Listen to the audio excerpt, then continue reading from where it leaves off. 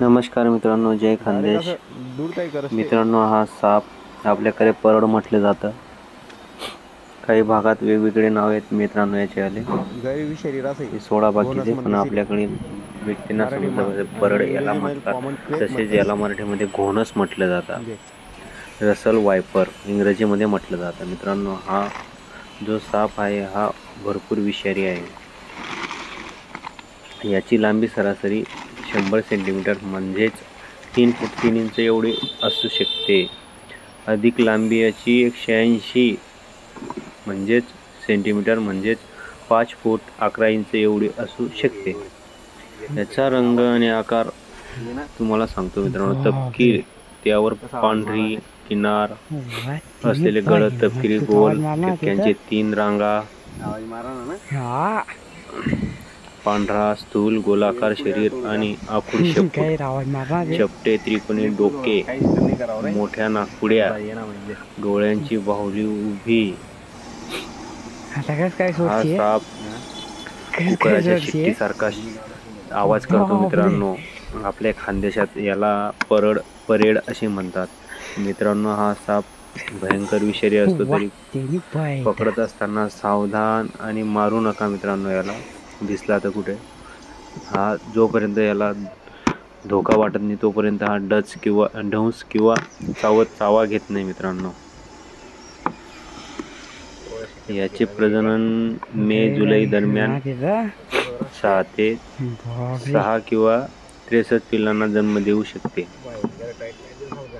तेही 29 सेंटीमीटर असतात जन्माला आल्यानंतर. याचे खाद्य असते मित्रांनो उंदीर आणि लहान जे सस्तनी प्राणी आहेत ते. हा जास्त करून काश्मीर सोडून भारतात सर्वत्र आढळतो. वास्तव्य वारुळाच्या, उंदराच्या बिळात, गवताळ भागात, शेतात, तसेच नागरी वस्तुज म्हणजेच आपल्या खेडेगावातील झोपडपट्टीत म्हटलं तरी चालेल. याचे वैशिष्ट्य मित्रांनो, निशाचर हा दिवसाही दिसतो. डस केला असता वेटड करून जोराने फुटकार सोडतो, हल्ला करतो. त्याचा आवाज कुकरच्या शिट्टीसारखा असतो. त्याच्या हल्ल्याचा वेग सेकंदाला 8 फूट एवढा असतो. धन्यवाद मित्रांनो. चॅनलला सबस्क्राईब केले नसेल तर चॅनलला सबस्क्राईब करत चाला. असेच नवनवीन व्हिडिओ आपल्याला बघायला मिळतील. आणि शेअर करायला नक्की विसरू नका, कारण सगळ्यांना या सापाची माहिती मिळाली पाहिजे. व आपल्या परिसरातील जर कोणाला साप दिसला व तो पकडायचा असेल तर आपण जरूर कॉन्टॅक्ट करू शकता. धन्यवाद मित्रांनो. जय खानदेश.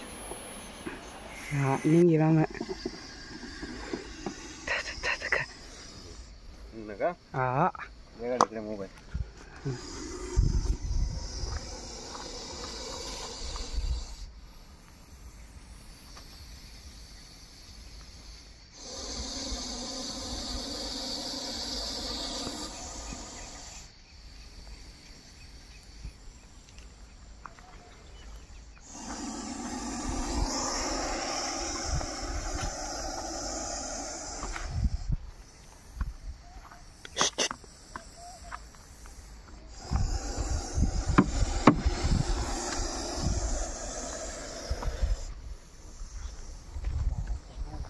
देखा का थोड़ा इधर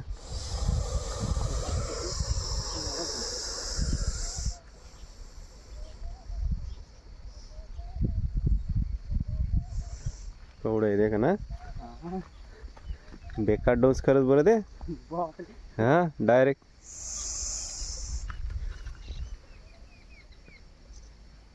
डायरेक्ट असं दूरताई करस ते.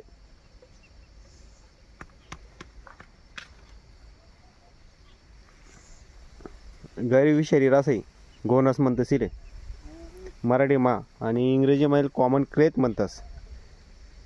देख चाल ना, देख पाणी मा, देख तिथं पैरा ना तिथं.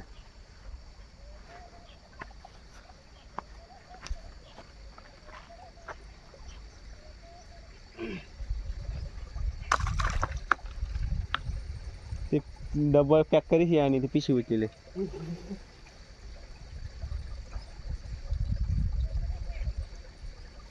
भय ते गाडीकडे चालणार आलं चल तिकडून इकडे काय आणणं पुढे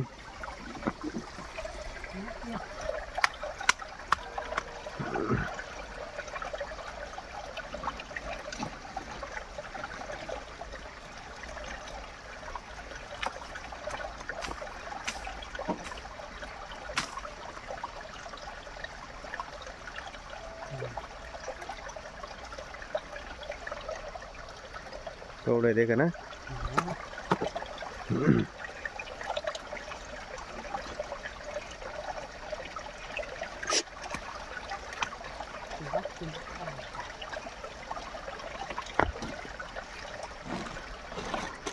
कसं रात दे का